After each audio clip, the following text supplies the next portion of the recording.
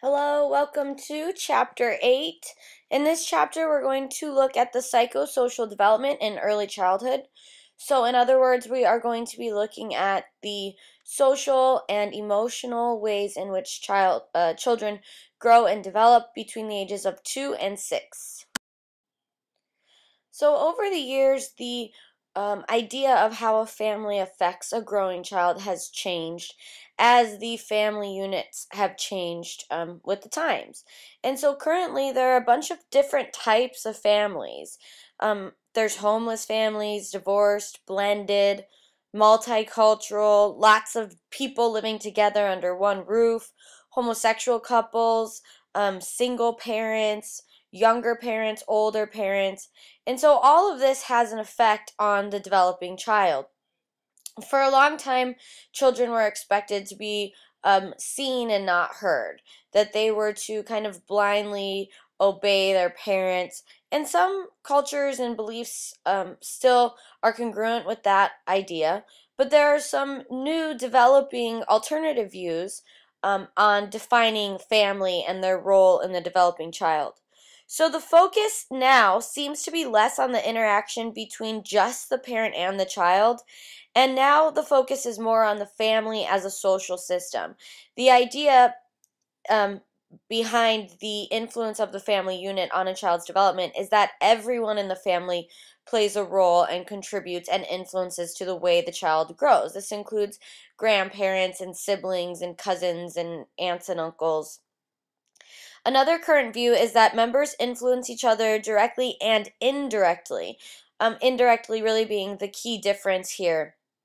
So the child might be indirectly influenced by watching mom and dad interact. If they're affectionate, if they argue. Now we understand that all of this has an effect on the child just as much as directly communicating with the child and giving the child instruction.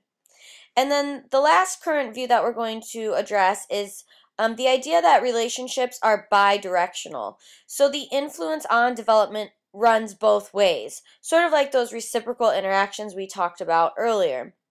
But the mother's interaction with the child affects the child, and the child's response to that interaction then affects the mother.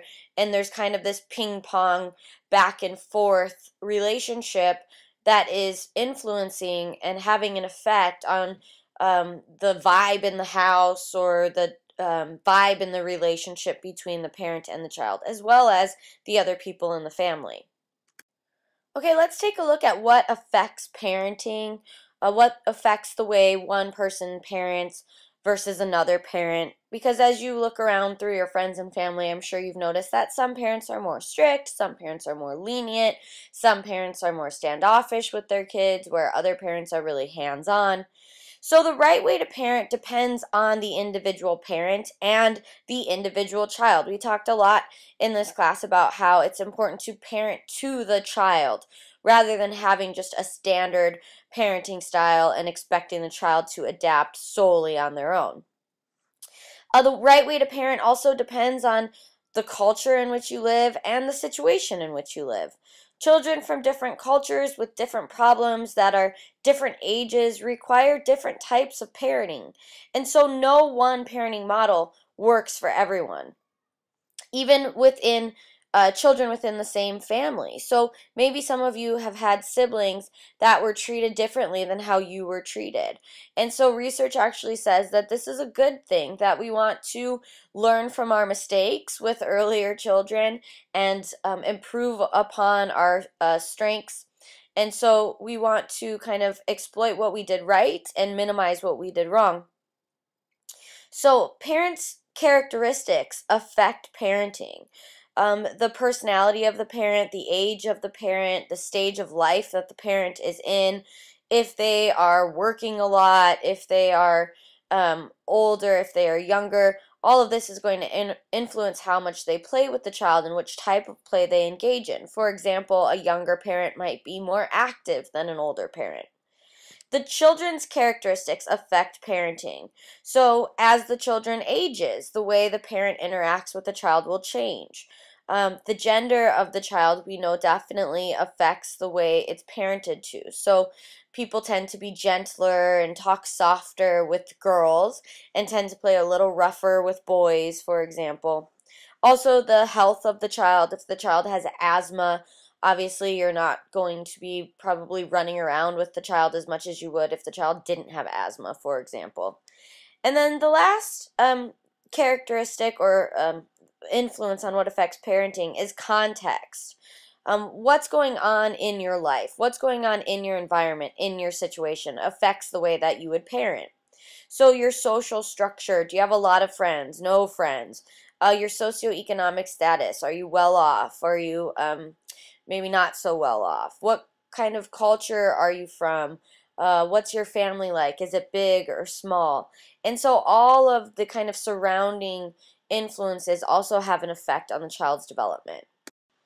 With all that being said about the different types of parents or what influences how someone will parent, a psychologist by the name of Balmorand actually discovered that most parents fall into one of the following four categories in terms of their style of parenting.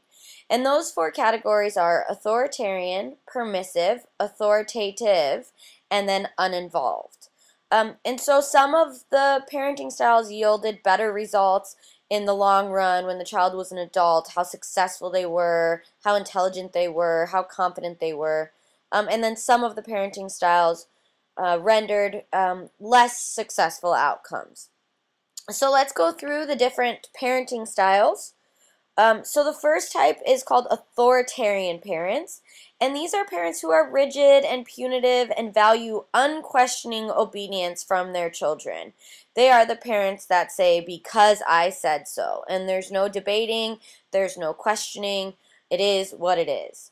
And so children from these types of parents, according to research, seem to be kind of unsociable, unfriendly, and more withdrawn than other parenting styles. The next type of parents are permissive parents, and these are parents who give their children relaxed or inconsistent direction. And although they are warm, they really require little of their children.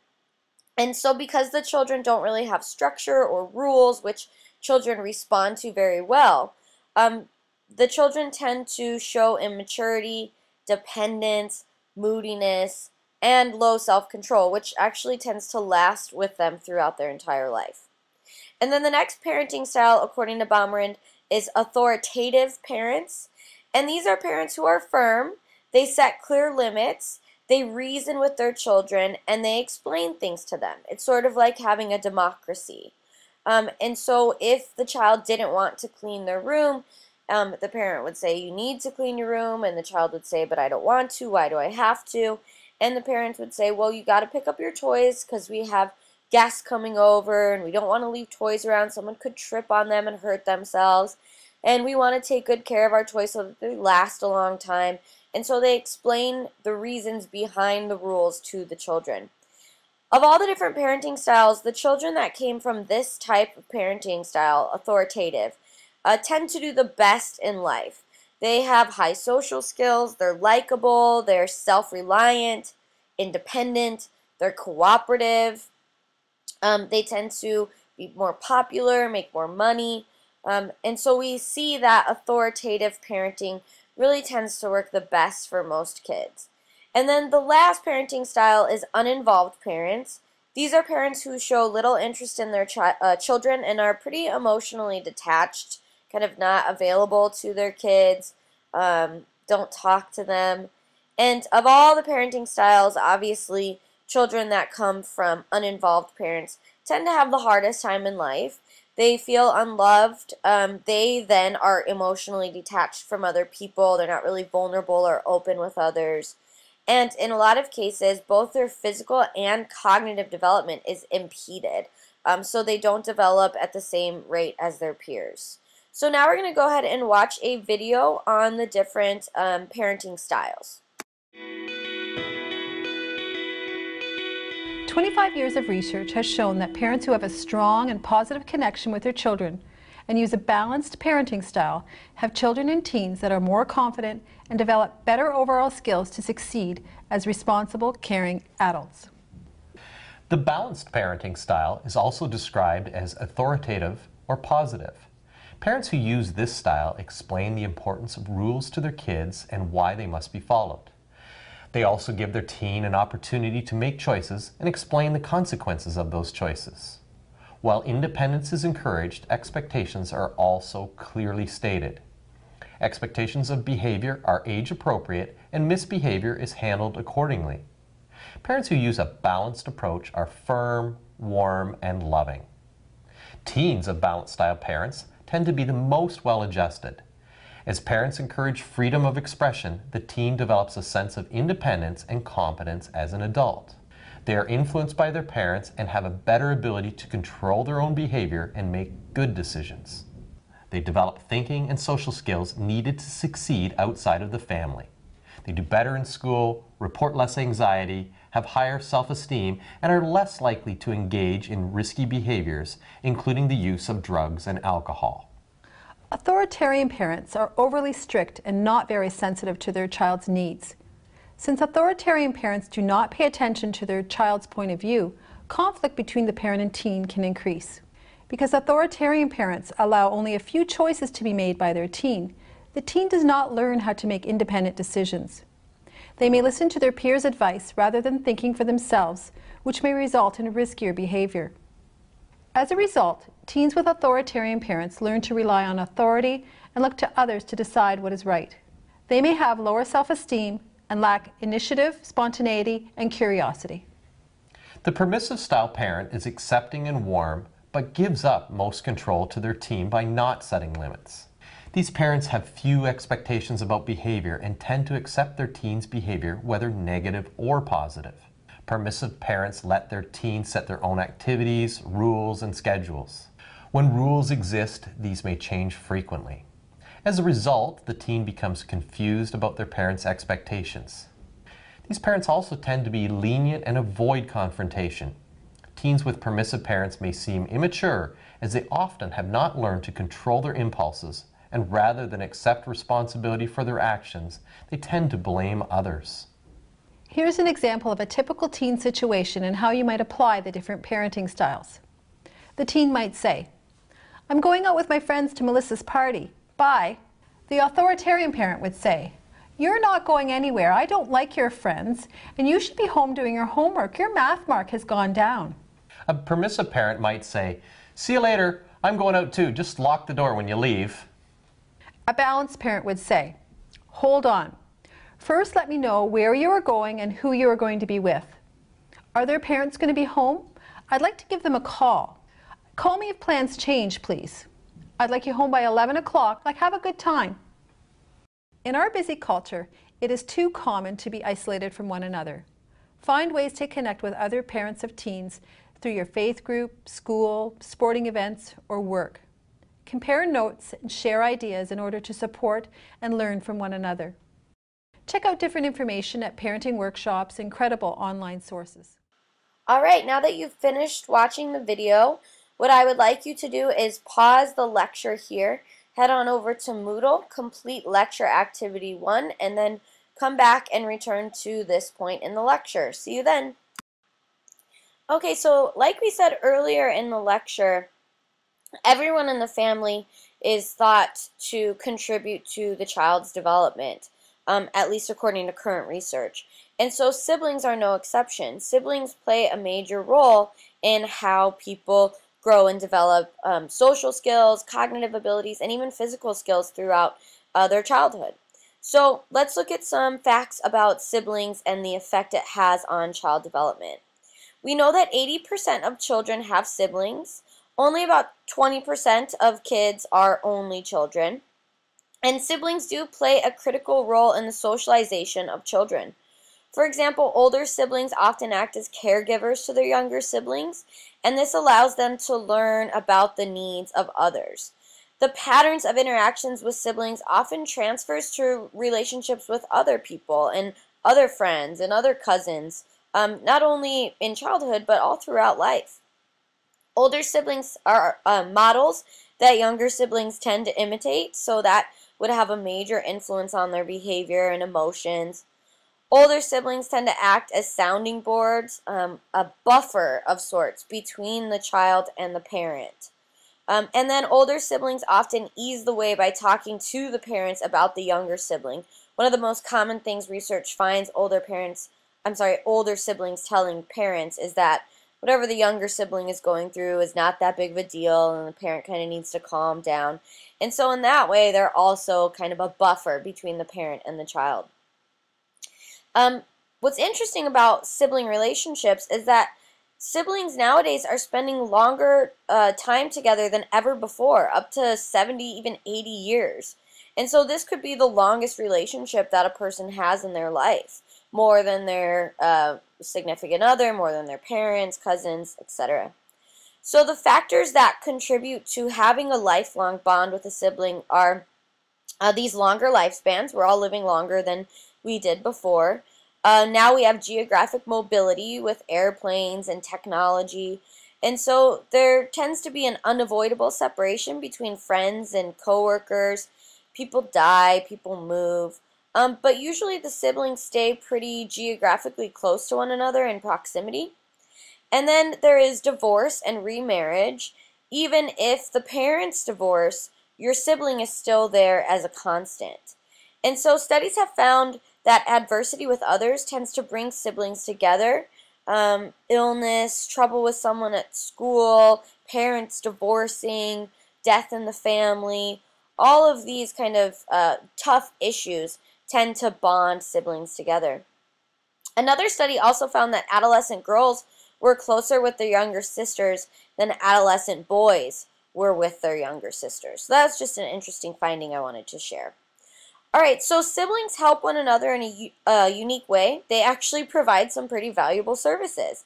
They act as excellent soundboards to one another because running an idea past a sibling is usually less threatening or judgmental or emotional than how your parent would react.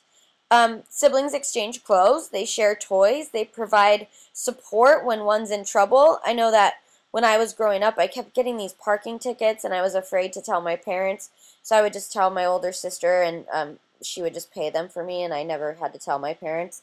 But I still learned my lesson and stopped parking illegally, so it worked out. And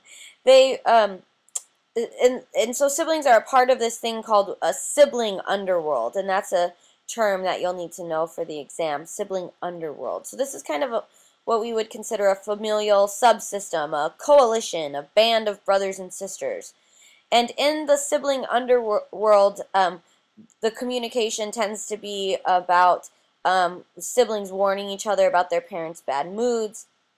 If older siblings are concerned about younger siblings, they might tell their parents if their parent hasn't noticed. Maybe this seems like a betrayal in the sibling underworld, but really it's a way that the older siblings are trying to protect their younger siblings. And we see that actually sibling rivalry can even add to a bond. There's something about getting into a fight with your sibling and then making up that can be pretty bonding. Another way we see bonding occur through sibling rivalry is older siblings might pick on younger siblings. And so as long as sibling rivalry is just periodic and not too overdramatic, it can actually be pretty healthy. Let's take a look at children of divorce, because divorce is still a predominant issue in our culture. In fact, divorce is still about 50% of all marriages and 62% of remarriages. In fact, statistics show that the more you get remarried, the likelihood of divorce actually increases with each remarriage. Okay, so 60% of divorces involve children, and the effects of divorce on the child is long-term. It tends to affect childhood, adolescence, and adulthood. Some children more severely than other children. But it's important to understand that divorce isn't just the act of filing the paperwork. When we're looking at divorce here, we're talking about the idea that divorce is a sequence where conflict happens long before the divorce actually takes place. And this is because children see the externalization of hostility, anger, aggression in the conflict between their parents, and they also observe the internalization of the pain and depression that their parents are experiencing. And then, because children imitate as a means of learning, they often display this externalization and internalization of emotions in their own behavior. And this behavior that is occurring due to divorce happens generally on a long-term basis. And so we refer to this as the sleeper effect of divorce. The idea that what the child witnesses during the process of divorce has these long-lasting effects on their, and they sort of come to fruition or become more obvious once the child of divorce enters into their own relationships in adulthood. Divorce itself is not the major cause of behavioral problems. The major cause of behavioral problems in children of divorce is challenges like economic decline. Before you were the child of maybe a 2-income household, and now you're the child of a 1-income household. Divorce is very expensive. Child support. There's a lot of cost involved with divorce and parenting separately, and so that can change the economic structure that the child is used to. Erratic parenting, we see one of the most common things that happens in divorce is one child will ask a parent, can I go to a party, Dad? Dad says no, so then they just go to Mom and say, Mom, can I go to a party? Dad said no, or they don't even tell them what Dad said, and the mom's like, sure. So there's this inconsistency in parenting between both sets of parents, but then even sometimes within the parent themselves as they're struggling with a variety of emotions and adjusting to their new life, being single or dating someone else.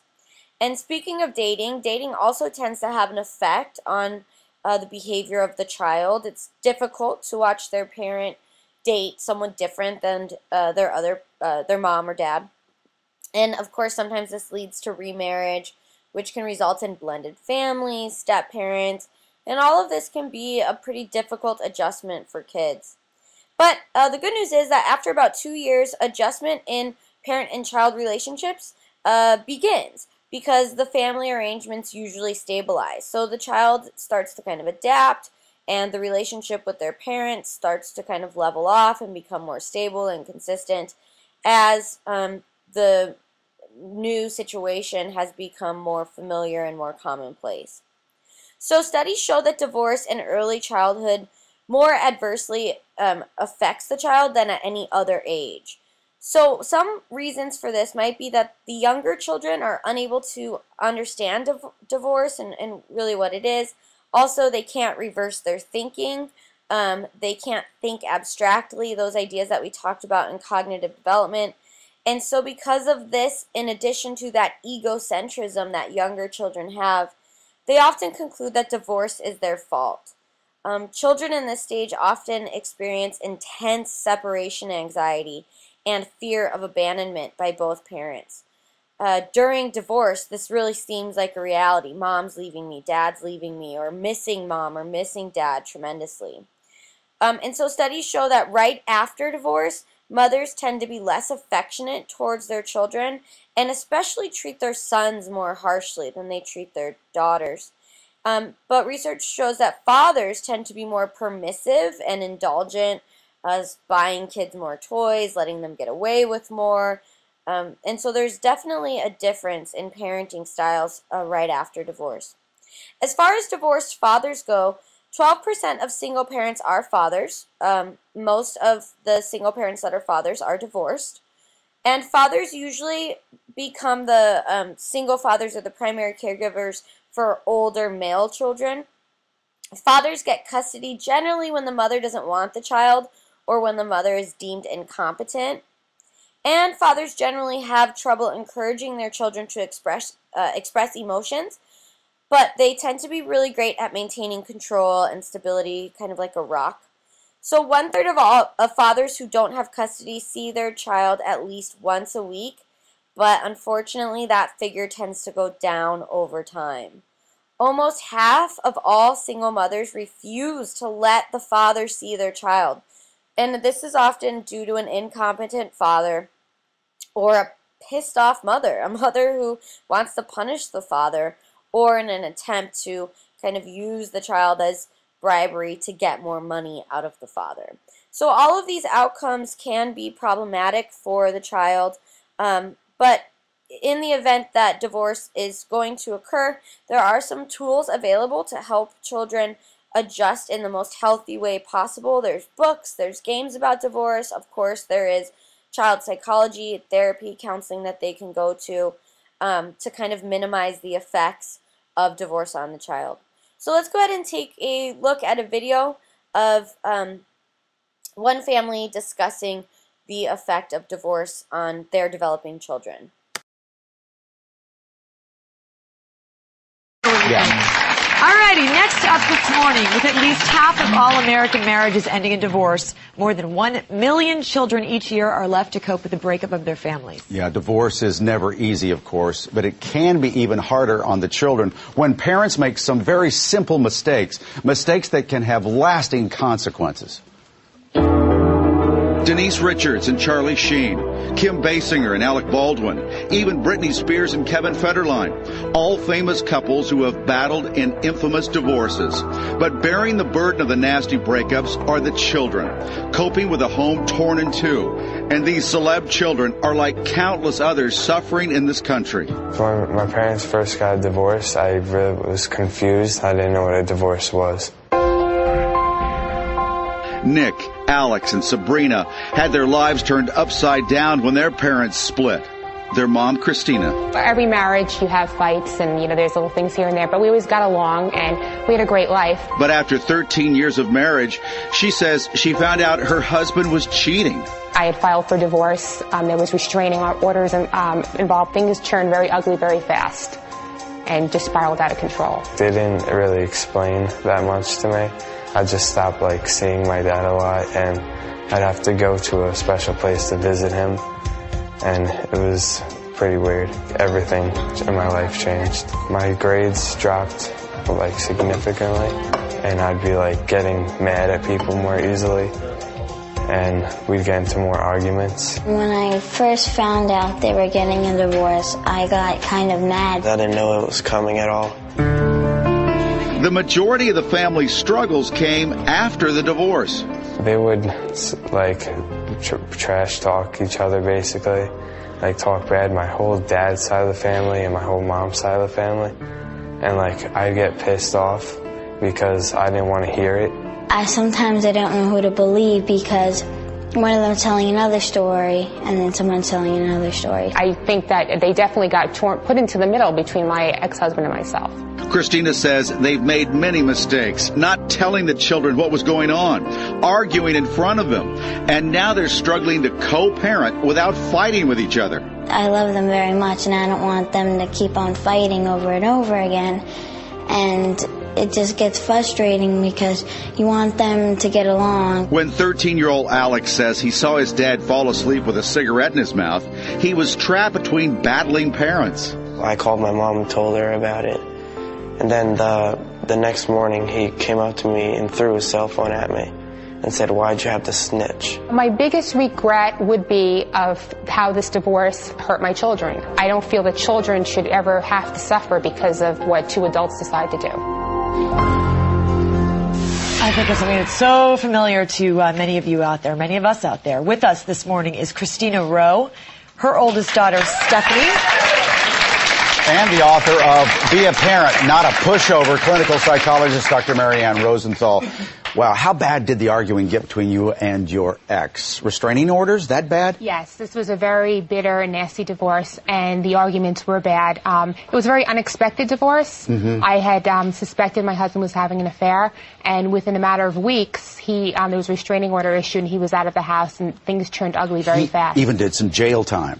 He had done some jail time for not paying child support, not for the restraining order. So even more reason to argue. Yes. And we do want to point out that we don't have the father/husband here, so we are hearing one side of the story, and we want to keep reminding our audience of that as well.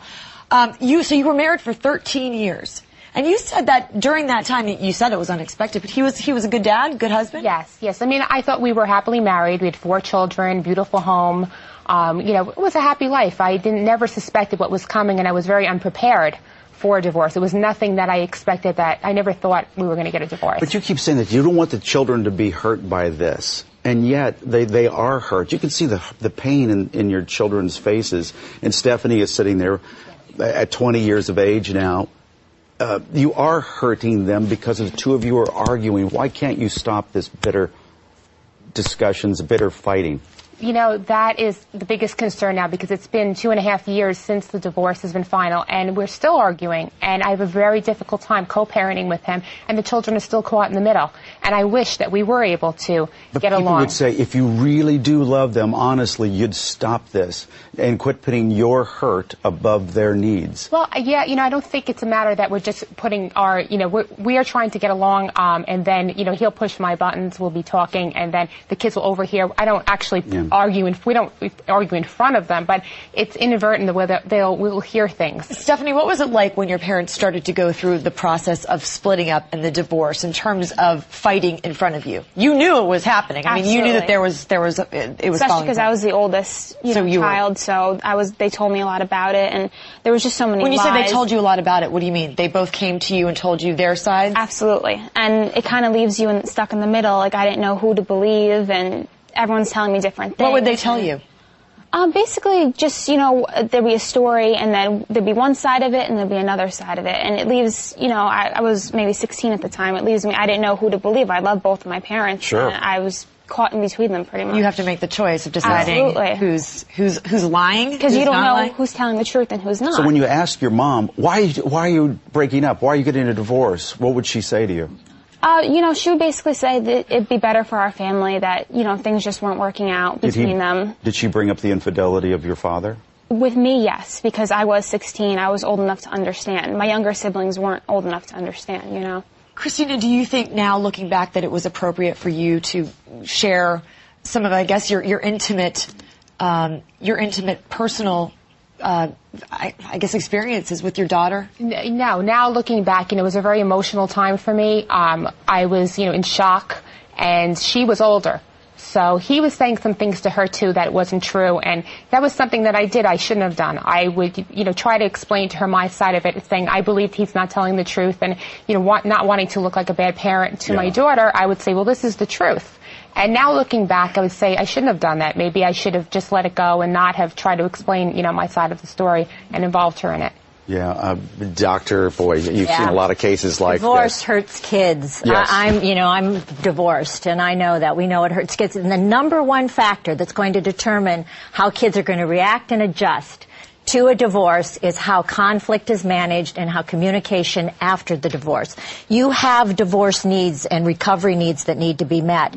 But the problem is kids are developmentally at different ages. Stephanie probably became almost like the other parent, you know, and a friend and an ally, and that's what happens.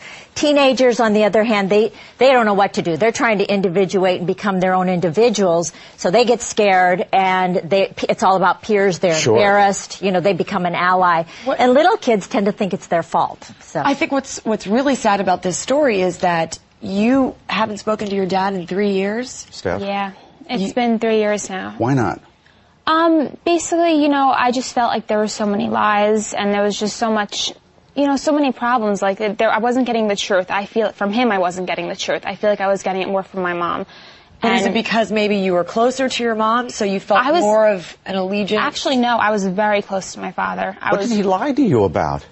I mean, just, you know, problems that were going on in the divorce, you know, saying she did one thing that she didn't do, and I was sitting right there and saw her that she didn't do it, and he was just being a compulsive liar. I felt he was being a compulsive liar, you know, and it just really hurt me. Like, I trusted him, and, you know, he's my father, and he couldn't tell me the truth when I asked him to. It's so hard because I think, you know, you sit there and you go, I mean, it's our parents, but they're also human beings. We all have relationships that don't work out.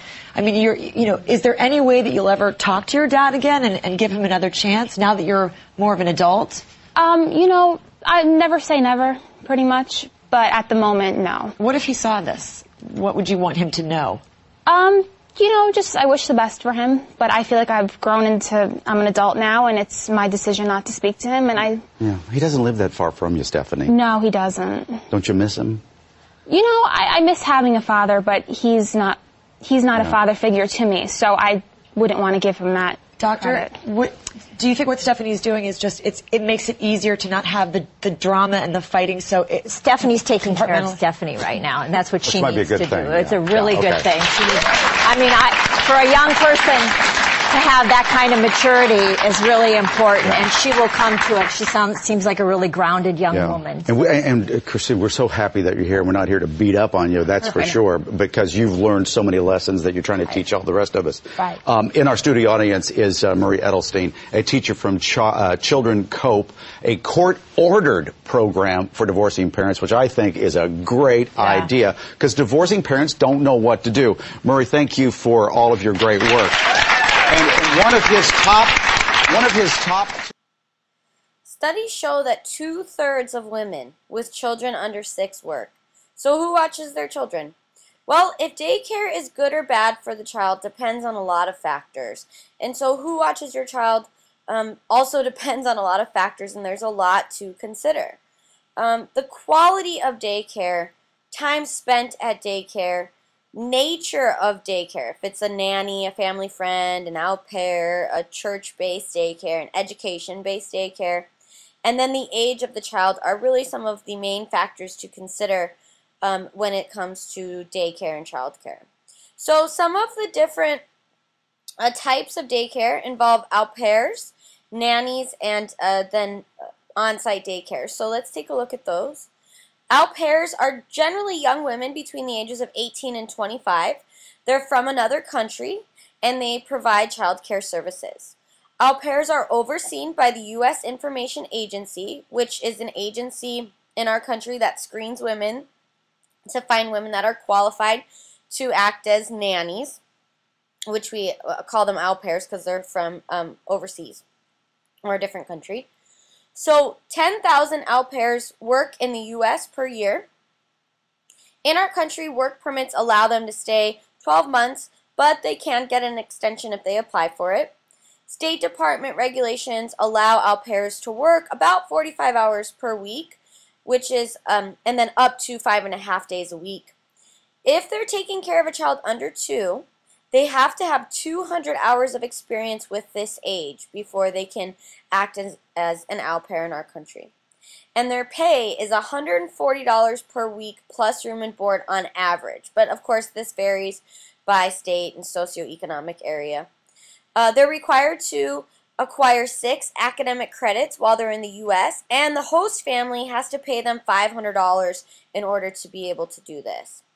However, there have been some cases of au pairs in our country where, unfortunately, the au pairs assaulted or even ended up murdering the children that they were caring for. So let's take a look at one of the most famous cases, the Boston nanny. It's kind of embedded in this more recent story, but it also touches on the story of the Boston nanny. So let's take a look at these cases of au pairs assaulting children.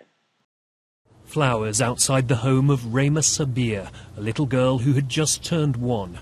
She died after an alleged assault by her own nanny. This is 34-year-old Aisling McCarthy Brady, who comes from Ireland and had been living in America illegally, looking after children. The diagnosis for the injuries is abusive head trauma that would be consistent with a very violent shaking of a child. In court, prosecutors have described the severe injuries the child suffered. In her room, officers found bedclothes and baby wipes stained with blood. A neighbour in the block had heard what was described as extreme crying. When the police arrived, they found the baby girl breathing but unconscious. She died in hospital 2 days later. She did nothing wrong. She maintains her innocence. It's a horrible tragedy for everybody. The parents, the family, everyone. It's a sad day. Aisling Brady had come to America in 2002. She was permitted to stay for 90 days, but never left. She took a succession of nannying jobs and had reportedly worked for the Sabir family for 6 months. The last time I saw the baby was about a month ago, and the baby seemed fine. She was always attentive to the children in her care.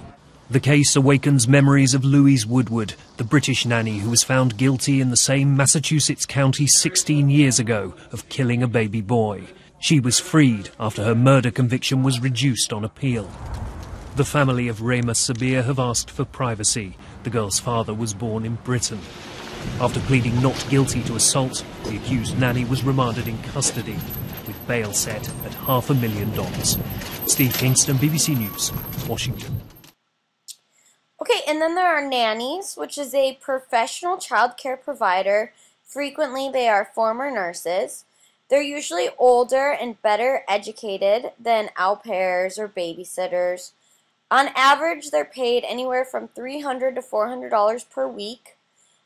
Many parents, though, can become jealous about the attachment between the nanny and the child. So parents are really encouraged to set boundaries with their nannies up front and let them know about any concerns regarding attachment, discuss all of the rules in terms of what the nanny is and isn't allowed to do in terms of emotional attachment to the child, physical, anything that the parent fears might make them jealous of the relationship between the nanny and the child. And then the next type of caregiving is daycare. And so these are generally locations providing care and services for children. However, there are several types of daycare. One mother may charge another mother to take care of her child. A relative may care for the family child, like a grandparent, for example. Churches, there's businesses like KinderCare. There's charity organizations that will provide daycare. There's government-sponsored centers. Here at Chafee, we do offer child care to students in the Child Development Center. And there's pay-as-you-go facilities as well. So in 2011, the average monthly cost for daycare for one 2-year-old child was $611 per month. And so that's an average, again, in certain socioeconomic areas and places in the country, that number would be higher or lower. People often have concerns, justifiably, about daycares. So let's go ahead and take a look at the pros and cons of daycare, especially as it relates to the developmental outcomes for the child. So some of the pros to daycare is that studies of kids who went to quality daycare shows that it can benefit their social development more than kids who stayed home. Kids were more considerate and sociable with others, more compliant and independent when they had attended daycare. Quality daycare can provide more intellectual stimulation than at home. There might be more resources, toys, books, lots of kids, activities. Studies show higher IQ scores and better language abilities for 3-year-old kids and younger that went to daycare than kids that didn't go to daycare. Studies show daycare aids in motor functions. Generally, kids that go to daycare tend to be taller and weigh more than kids that don't go to daycare. Okay, but let's look at some of the cons. Kids with too much daycare or low quality daycare can be negatively impacted. Kids with too much daycare tend to have less secure attachment with their parents. We find that there's a reduced ability to work independently and use time effectively when they go to a low quality daycare by the time they reach kindergarten. And finally, low quality daycare tends to increase behavior problems in kids. So let's go ahead and watch a video on the different outcomes of daycares in children and what to look for within a daycare.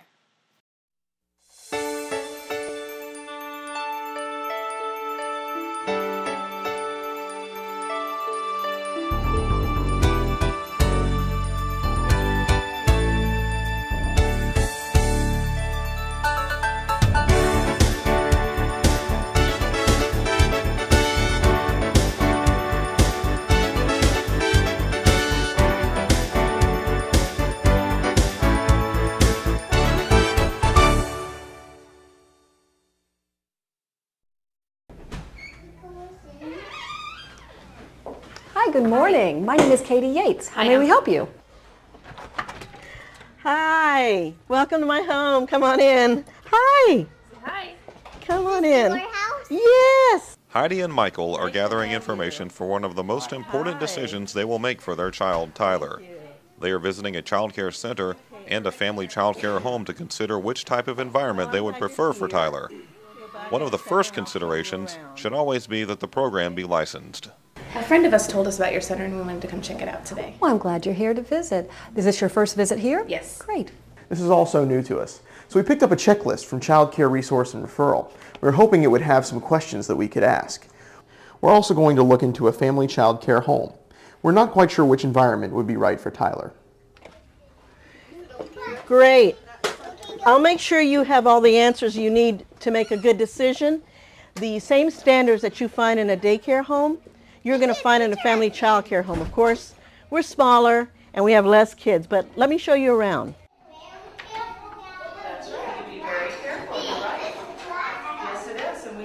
The children here appear to be happy and well cared for. They're all involved in activities. The teacher gets down to the child's eye level to listen, talk, and play.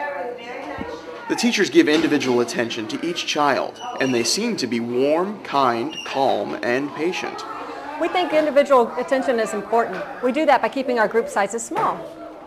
There are plenty of materials like blocks, books, puzzles, art supplies, and toys. Can you describe a typical day here? Sure, I would be glad to. Our schedule is posted each day on the wall, and you can follow that. We do believe that play time is important for children. We incorporate outside play, music, story time, and activities that are planned for the children throughout the day. However, we also think that it's important to allow children lots of time for meaningful play. It's through play that children learn best. It's their opportunity to explore different roles and the art of negotiation, to experience different materials and how to construct or create unique objects, and to enjoy books and art and communication through writing, singing, making music, and conversation. Each day we set out different types of materials for children to explore. It is important that we set these things out and offer children opportunities to investigate. We absolutely want Tyler to excel at school, and we know that he learns through play, so we want to make sure that the daycare that we choose prepares him for school. Absolutely. What you won't find here is a lot of worksheets, because we know that the research does show that children who are skillful in play excel in school.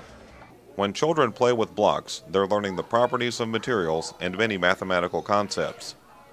Dress-up, pretend, or dramatization play helps kids develop the social skills they need to make friends, negotiate, and get their needs met in a socially acceptable way. It gives them an opportunity to be in different adult roles. This enhances literacy skills through language development. And on the playground, they're learning their coordination, improving motor skills, and learning how to navigate their bodies through space. They are also learning rules of a game and how to play with others. The facility does seem cheerful, clean, and safe, and the equipment appears to be in good condition. Children's artwork and projects are on the walls. You can see families and children are important. Teachers and children wash their hands frequently, and diaper changing is done frequently as well. It looks like the indoor space is ample for play and inviting. There is space designed for naps, meals, and for the children's belongings. This outdoor play area is fenced and looks safe, well equipped, and supervised. There are materials for the children to play with and different kinds of equipment for different kinds of skill development. All licensed child care providers are required to check references and conduct background checks on all staff and anyone residing in the home if it's a family child care home. Staff are required to attend at least 10 hours of early childhood education training a year. There must be someone present at all times who is trained in first aid and certified in CPR. We're very proud of our Gold Seal designation, and we're also part of the 5-star program. We feel it shows our commitment to quality. The Gold Seal is earned when a center is recognized by an accredited child care organization. The accreditation process can be a long and difficult process of self-examination and improvement prior to the accreditor's visit. Are there policies and procedures for dropping off and picking up children? Yes, they're all outlined in our parent handbook, which I'll give you a copy of. Also, along with that are procedures to ensure that children are all accounted for during transition times, outside play, field trips, and so forth. In my parent handbook, you'll also find policies for emergencies, vacations, substitutes, illness, and injuries. And you'll also find my philosophy on education and the policy on discipline as well. Do teachers encourage parent visits any time of the day and encourage parental involvement? Absolutely. We encourage you to stop by anytime. Visitors are always welcome. We even provide evening activities so more parents can be involved. What's included in the rate that you charge? Meals and snacks, music and art supplies, and field trips. After we visited all of our prospects, why don't we narrow down the list and spend a little more time at each place? The last question on the checklist is, will our child be happy in this program? I think we'll have to answer that for ourselves, but we have plenty of information to help us. Well, I don't know. I think Tyler's answering that question for us. Choosing childcare is an important and difficult decision. There are benefits of both family childcare homes and centers. You'll need to choose which is the best fit for your family. Before deciding on a childcare provider, we encourage you to review their inspection reports available from childcare licensing. Spend time with your child at the childcare setting. See how they interact with the caregivers and other children. This will help them and you feel more secure as they enter a new childcare setting. Okay, now that you've finished watching the video, please pause the lecture here, head on over to Moodle, complete lecture activity number 2, and once you've done that, resume the lecture at this point. We'll see you then. Okay, let's take a look at when we start to develop a sense of self, a sense of who we are and what makes us different from other people. Generally, we find that the self begins emerging at around 18 months. So to demonstrate this, we're going to watch a quick video on what is known as the shopping cart test.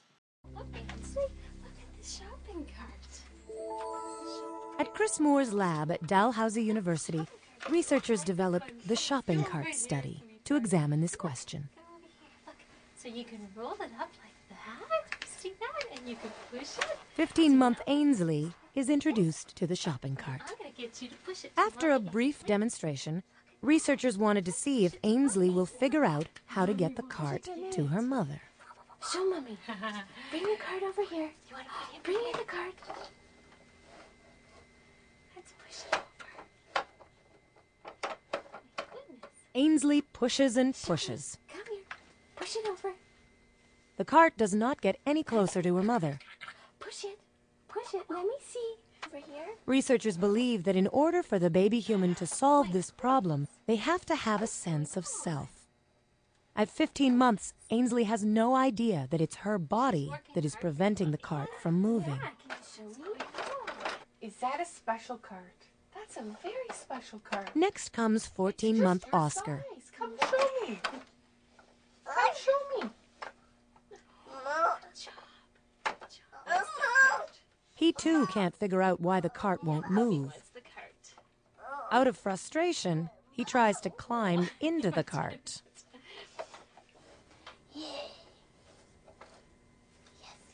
16-month Maria gets a bit closer to solving the mystery.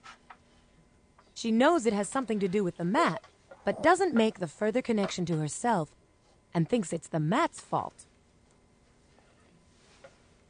Push it to Mama. You push it to Mama. 18-month Jonathan pushes once and steps off the mat. He has quickly figured out that he's the one who is the obstacle to moving the cart, which suggests that he is aware of himself and his body. You bring it over to Mommy. Can you bring Mommy the cart? Can you bring it over to Mommy? Abigail is also 18 months. Bring Mommy the cart. Yeah. Oh, you're such a good girl. You push it over to your mom. Bring Mommy the cart. She takes a walk to the front of the cart to analyze the problem. Look at her. Bring Mommy the It cart. takes Bring it her over to no your time to mom. understand that if she is standing on the mat, there is no way the cart can move. Abby, bring Mom the cart. Her solution is to roll up the mat. Oh my goodness. From this, researchers have concluded that baby humans become aware of themselves only after 18 months of life. Look at the girl, Mommy. Another famous study that investigates the sense of self is known as the Rouge test. And so we're going to watch a clip on the Rouge test, and then we'll talk in detail about some of the results of the Rouge test dependent on age.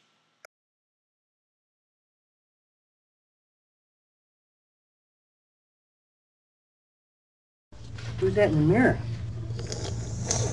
This is known as a mirror self-recognition test, which may offer clues about the development of self-awareness. Without alerting the child, a mark is placed on its forehead. Where's the baby? Where's the baby? Usually, a baby younger than about 18 months doesn't make the connection between itself and the person in the mirror. The child may even look behind the mirror for the stranger it sees. Hi.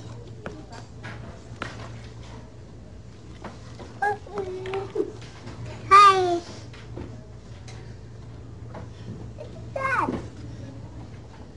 But by about 18 months, there's a change in the child's awareness. Now it notices the red dot and the link between itself and the image in the mirror. It's not red anymore. What's not red? My this. My head. Over the next few years, children go on to fulfill their human birthright, constructing an increasingly sophisticated sense of self. They will have a rich and complex life of the mind, and a sense of being the central characters in their own dramas. Okay, so the psychologists that were responsible for that Rouge test were named Lewis and Brooks Gunn, and they developed that test originally in 1979. And so, as you just saw in the video, the main idea is to put blush or blush on the nose or forehead, and then have children look in the mirror and see at what age do they kind of become aware of the rouge and try to wipe it off. And this would indicate that they have a sense of self. And so what the findings were was that between the ages of 5 and 8 months, children looked intently, smiled, waved, but gave no indication that they knew it was themselves they were seeing in the mirror. They didn't try to touch or remove the blush on their face. Between the ages of 9 and 12 months, they reached out to the mirror to touch their body, looked behind the mirror for the stranger, turned toward people and objects reflected in the mirror, but again, they didn't try to touch the rouge at all. And then between the ages of 15 and 18 months, they begin to try to rub the rouge off their nose or off of their face. And by age 21 to 24, when placed with other children in front of the mirror, they were able to clearly identify themselves by pointing to themselves or saying something indicating that they knew it was themselves. So changes in the developing self is what we're going to look at here. And so at first, if you ask a child who they are, they will tell you about their physical features. I'm 2, I have brown eyes, I'm a boy. But as they get older, they begin to tell you about their social and emotional characteristics. I like to talk, I have lots of friends, I'm happy. In the later years, they start comparing themselves to others when describing the self. So they'll say things like, I'm smarter than my friends, or I'm taller than my cousins. And so the self involves something known as subjective self-awareness. And subjective self-awareness is the act of evaluating yourself. I am the one doing the thinking, acting, and how do I evaluate my ability to think and act? How do I evaluate my behavior? This is when we start to see embarrassment become prevalent in the child or become something they engage in. The self involves self-representation, which is who you think you are. And maybe who you think you are comes from what your parents have told you. You're smart, you're funny, you're kind, or the people in your peer group, for example. The self also depends on what's known as an autobiographical personal narrative. We integrate events into our lives to the self. This is the things we tell ourselves about what just happened, the subvocal speech. So, in other words, an autobiographical personal narrative is kind of you processing information or making sense of what just happened by relating it to yourself. So maybe you trip and fall, and then your subvocal speech or your autobiographical personal narrative is, oh, I'm such a klutz, I always trip and fall. People are going to look at me and laugh. Or it's not a big deal, it's funny that I fell, things like that. And then the final component of the self is known as the social self, and this is influenced by social interactions and your evaluation of what you think people think of you. So do you think that people think you're funny, outgoing, nice? And the way you kind of come to those conclusions is based on your experiences in social interactions. Did people laugh at your jokes? Did they not? Did people tell you you were kind? Are you getting a lot of attention? Are you not getting attention? Are people walking away from you mid-story? So all of this affects your social self, the way you view yourself when you are interacting in the presence of others. Ultimately, the way most of us view ourselves is dependent on what we've been told about ourselves from significant people in our lives, what we have received from the society or culture we live in terms of information regarding our gender, our age, our race. And so all of these things have a major influence on the way we see ourselves, which ultimately turns into our self-esteem, our self-concept, our self-efficacy beliefs. And so to illustrate this is a very kind of shocking and disturbing psychological test known as the doll test.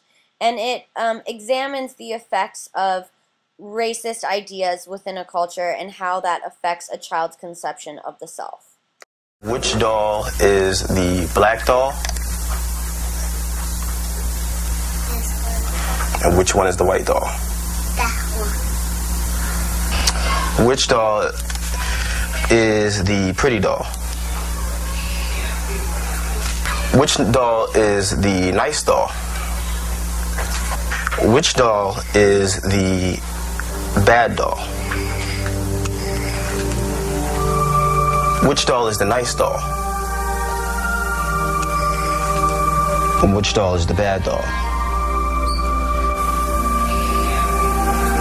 And why is that doll pretty? Because she's white and he has 2 eyes. Which doll is the ugly doll? Why is that doll ugly? Because he's black. Which doll looks most like you? Like me? Yeah, which one looks like you? And that one. Okay. That doll. Can you show me the doll that you like best or that you'd like to play with? This one. I like that one. Okay. This one. That one? This one. I like to play with this. And can you show me the doll that is the nice doll? And why is that the nice doll? He's white. And can you show me the doll that looks bad? Okay. And can you and why does that look bad? Because it's black. And why do you think that's a nice doll? Because she's white. And can you give me the doll that looks like you?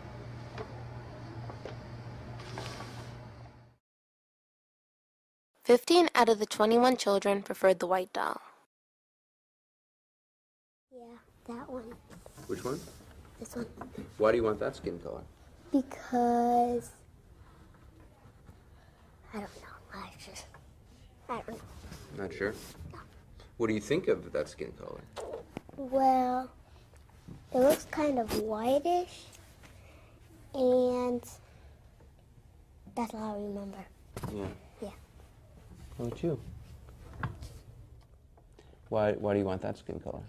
Because it looks lighter than this kind, because this looks a lot like that one. Mm-hmm. Yep. And I just don't like the way brown looks, because the way brown looks really nasty for some reason, but I don't know what reason. That's all.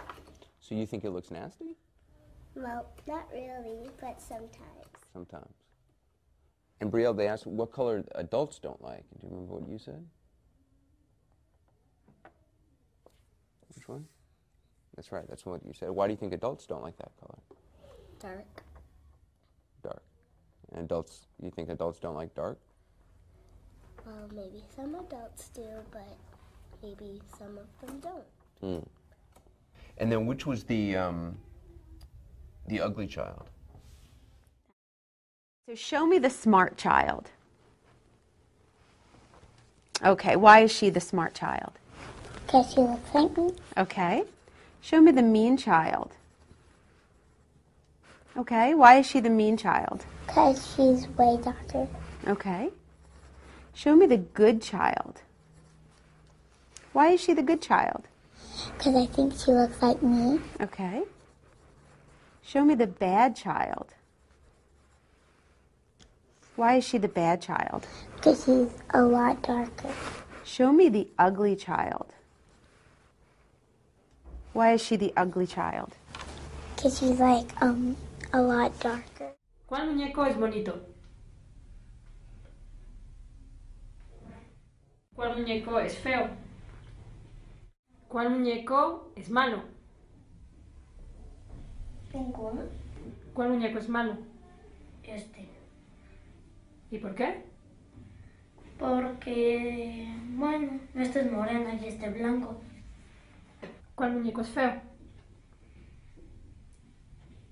¿Por qué? Porque a mí no me gusta el color café. ¿Cuál muñeco te gusta más? Este. ¿Cuál muñeco es bueno? Este. ¿Y por qué? Porque no me dan miedo los güeros porque tengo más confianza con un poco más así como este. No tengo mucha confianza. ¿Cuál muñeco es malo? ¿Por qué? No sé. ¿Cuál muñeco es feo? Este. No sé, es que me parece que está un poquito, ¿cómo te diría? Más moreno y no se ve tan blanco. Y no tiene mucho aspecto. ¿Por qué el muñeco blanco es bueno? Porque sus ojos son azules y todo su cuerpo es blanco. ¿Cuál muñeco es feo? Este. ¿Por qué? Porque está negro. ¿Por qué ese muñeco es malo? Porque está café. ¿Y por qué que este café es malo? Porque pega. ¿Cuál muñeco te gusta más? Blanco. Porque sus ojos están bonitos y su raza también. ¿Cuál muñeco se parece más a ti? Un poquito a este. Es que soy un poquito güerita de mis piernitas y de mis aquí, de mi espalda y de mi carita y mis bracitos los tengo morenitos. ¿Cuál muñeco se parece más a ti?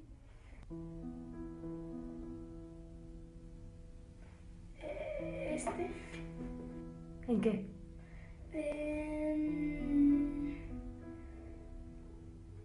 Las orejas. Sí, vamos. Why is she the bad child? Because she's black. And why is he the ugly child? Because he looks like he's white. Why is he the dumb child? Because she has dark brown skin. Why is she the bad child? Because she makes fun of everybody else's skin color. Show me the child who has the skin color most adults like. And show me the child who has a skin color most adults don't like. Child. Dumb child. Okay, why is she the dumb child? Because she has black skin. Show me the mean child. Why is he the mean child? Because she's brown. Show me the bad child. Why is he the bad child? Because he is black. Okay. Show me the ugly child. Why is he the ugly child? Because he's brown, black. Show me the child who has the skin color most adults like. And show me the child who has the skin color most adults don't like. Show me the child who... So, more recently, there are a lot of different and changing opinions on gender roles from parents and doctors and psychologists. Some parents want their children to follow traditional gender roles. Boys play with sports, for example. Girls play with dolls. Boys wear blue, girls wear pink. Other parents want to break down those gender stereotypes and encourage non-traditional play. Have neutral baby showers where instead of pink or blue you have yellow. Encourage your girl to play football or your boy to play with a doll, for example.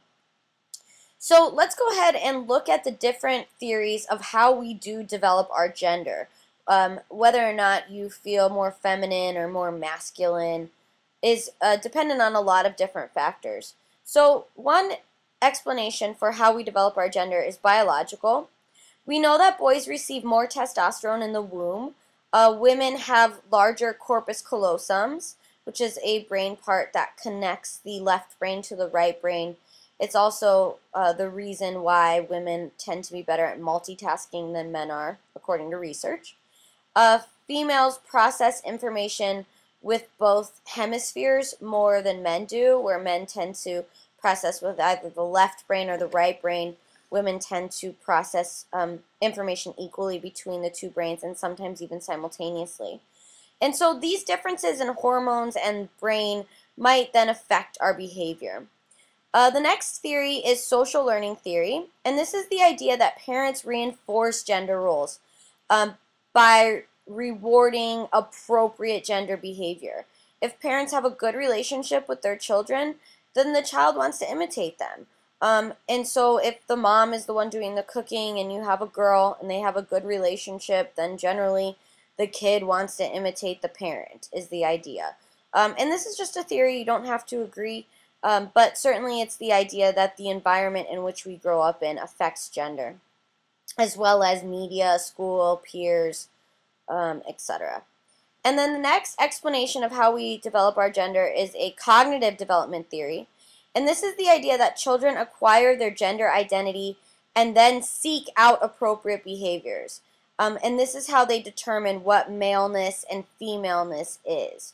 So they are told they are a girl, and then they think they are a girl, and they think about what girls do and how girls behave, and then they act in accordance with that, playing with dolls, wearing pink, for example. So it's kind of the power of the thought explaining gender development. And then the next one is gendered schema. So gender schema is the idea that children develop a mental blueprint of what gender is, how boys act, how girls act, and then change or support that blueprint as new information comes in from the environment. So they have a general idea of masculinity and femininity, and then as those ideas are reinforced or new ideas are introduced about masculine and femininity, they adapt to it. They incorporate it into their existing ideas about that. So maybe they already think boys wear blue, but then later on they hear that boys play football. So they incorporate the idea of football being a masculine activity or a sport dedicated to men, for example. And then the last theory is psychoanalytic identification. And this comes from Sigmund Freud. And so it goes back to that whole kind of Oedipus complex that we had discussed earlier, and that castration anxiety. And so this theory is all related to the idea that boys do have castration anxiety because they fear that their fathers will catch on to the fact that they want to marry their mother or have sex with their mother and then castrate them. And so in an effort to avoid this castration, if you recall, they buddy up with dad to throw him off so he doesn't realize the love for mom. But then they begin to identify with the father. And so this identification, this bonding with the father, realizing dad's cool, Freud believed also led to their gender development. Dad's cool, dad's a guy, dad acts this way, so I'm going to do the same. And then the same story is true for females, according to Freud. They identify with the mother because they have it in their head that they were castrated, and because of their inappropriate sexual desires. And so mother was also castrated at some point, so they bond over that. That bonding leads to identification. And then as they identify with mom, they see how she acts as a female and then imitates that, which leads to kind of a feminine gender development. So we had just discussed how there are different influences in the environment that psychologists theorize might affect how we acquire our gender identity beyond biology. So let's take a look at some of those ideas.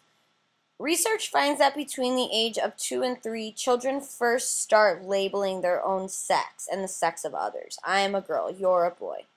By age 4, children realize that their sex is stable over time. Even if their clothes change or their hairstyle changes or activities change, they're still going to be a girl if they have been a girl thus far. For example, if I play with dolls, I'm still going to have a penis, is something a boy might think. Between the ages of 4 and 6, the start of gender role stereotyping begins. And so gender role stereotyping is the narrow beliefs about the characteristics associated with being either, and so there's tons of gender stereotypes within our culture, that, you know, men are smarter than women, that women are emotional, that women are more nurturing than men, etc., etc. So there's a bunch of different forces that influence the process of how we acquire our gender identity. The first one is family. So family starts shaping the gender of their child immediately, from the way the child's room is decorated by the parents, the toys that are purchased, the clothes that are bought, even the names that the child is given, and then what behavior they encourage. For example, girls tend to be encouraged to help mom around the house, where boys tend to be encouraged to run and be more active. Parents are usually unaware that they are treating the children differently based on gender. In one study, the participants were asked if boys and girls should be treated differently, and participants said nope, they should be treated exactly the same. And then they actually gave those same participants a little later a baby and had them interact with the baby when it was wearing a pink jumper and then when it was wearing a blue jumper.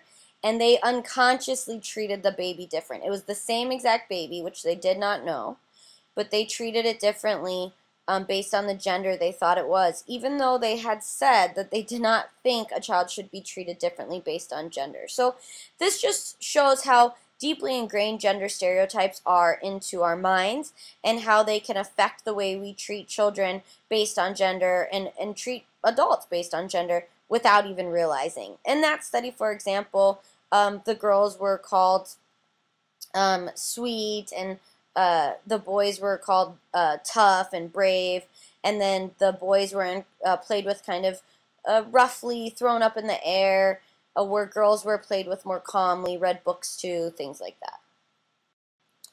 In terms of the influence on our gender identity from our peers, we know that boys and girls have different expectations about what friendships should look like.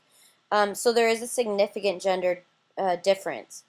In fact, girls quickly learn that relationships are a crucial part of life, whereas boys tend to be urged to be independent and more self-reliant.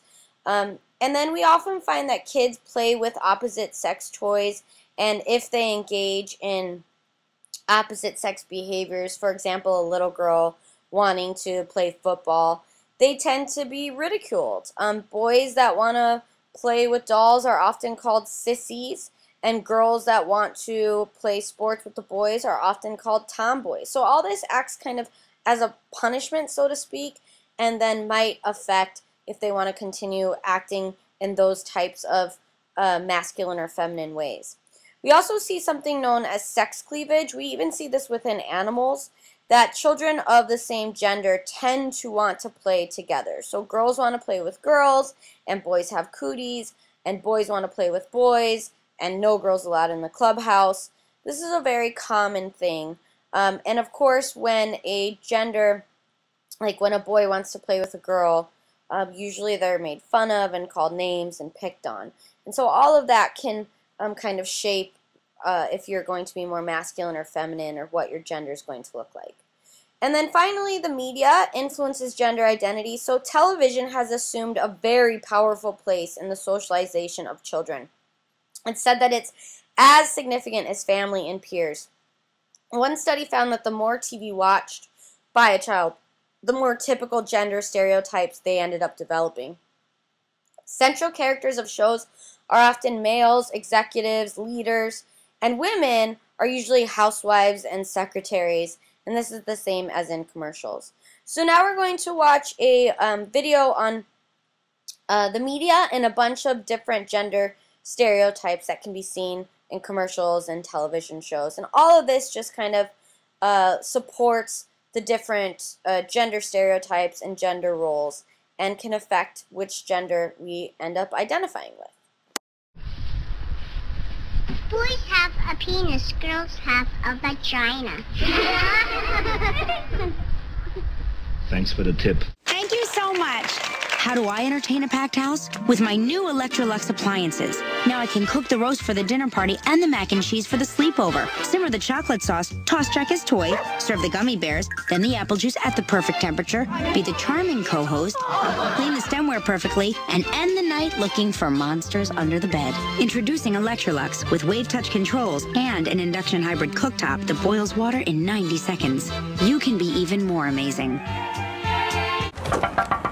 I met up with Washington Examiner columnist and TV pundit LaShawn Barber, my conservative La friend.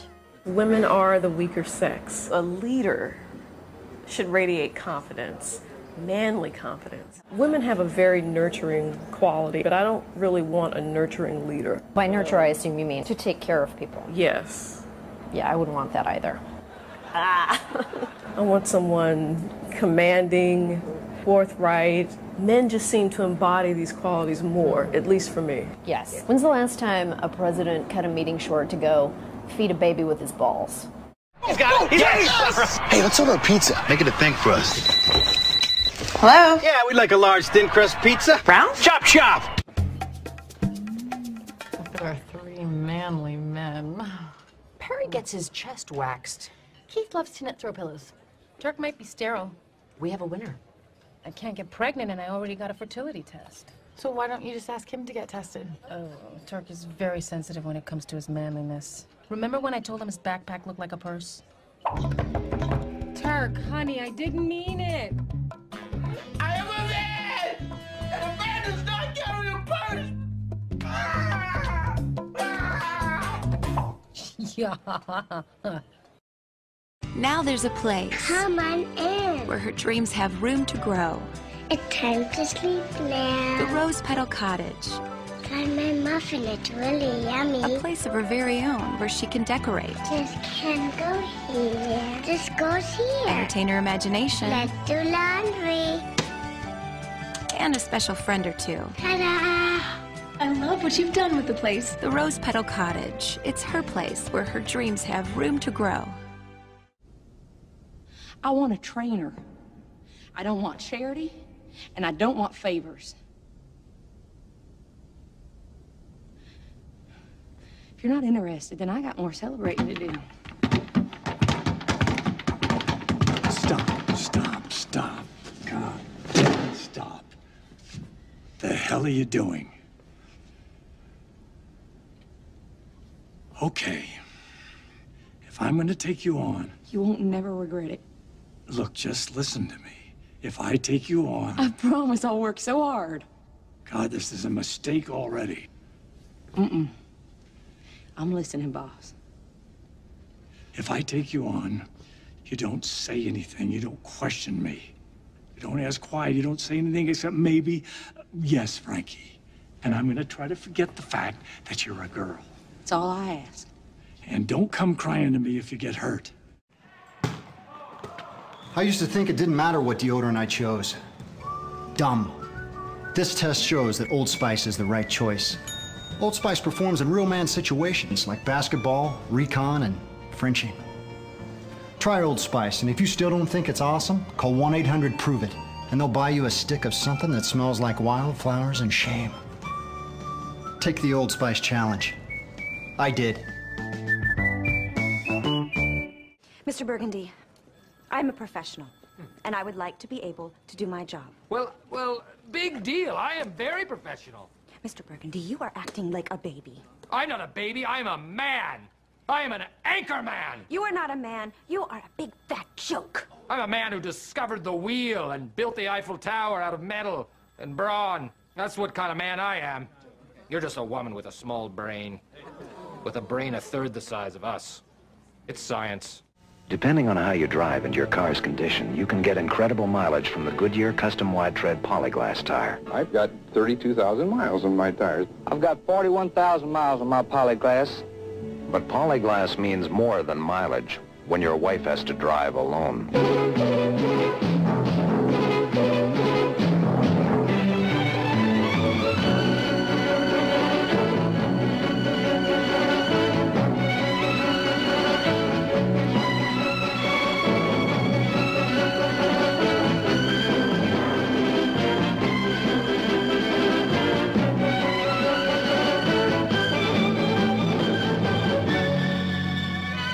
When a woman's at the wheel, Polyglass means more than mileage. I got it. I know how we can raise the money. How? Car wash.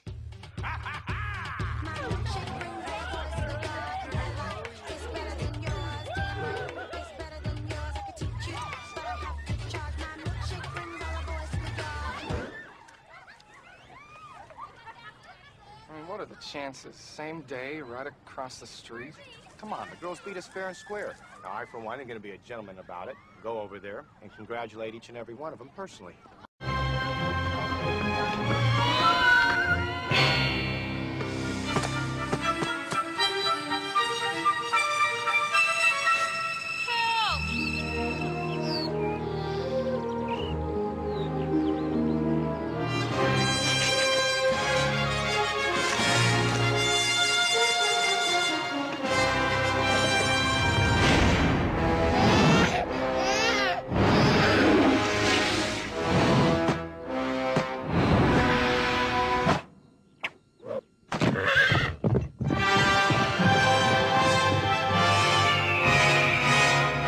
When you got wheels with monster traction, you got a truck that's ready for action. It's a tub for truck, dirt, mud, we don't care.